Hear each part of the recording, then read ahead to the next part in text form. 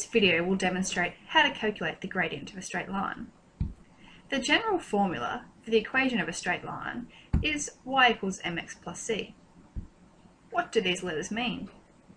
The y and the x refer to the two axes on a Cartesian plane, where the x is the horizontal axis and the y is the vertical axis. The c refers to the y-intercept.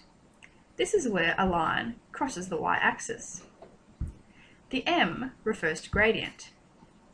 Gradient is the same as slope. These are just a few examples of slope in the real world. Which of these paths would you rather take? I imagine it would be the one on the right, as the one on the left is very steep. This means it has a large gradient, whereas the one on the right is almost flat, which means it has a small gradient. Let's look at how we actually calculate the gradient. To determine the gradient of this hill, we would first need to measure the distance of the vertical rise and the horizontal run. In this case, the vertical rise is 6 centimeters and the horizontal run is 12 centimeters. The formula which we use to calculate gradient is rise over run. We can then substitute the values which we just obtained into this formula. This gives us 6 over 12, which is 0.5. Therefore, the gradient of this hill is 0.5. Let's look at another example, this time using a triangle as a simplified version of a hill. We again need to measure the distances of the vertical rise and the horizontal run.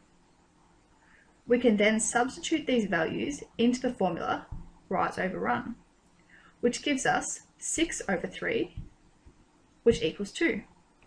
Therefore, the gradient of this hill is 2. Now let's look at finding the equation of this straight line. As the line crosses the y-axis at 1, this is the y-intercept. Next we'll calculate the gradient. To do this, we need to choose 2 points on the line. These are the 2 points that I've chosen. We then need to determine the vertical and horizontal distances between these 2 points. These are otherwise known as the rise and the run. We can see that the vertical distance, or rise, between these 2 points is 2 centimeters, and the horizontal distance, or the run, is 1 centimeter. We can then substitute these values into the formula for gradient on the right. This gives us 2 over 1, which equals 2. Therefore, the gradient of this line is 2. We can then substitute these values into the equation on the right. This tells us that the equation of this line is y equals 2x plus 1.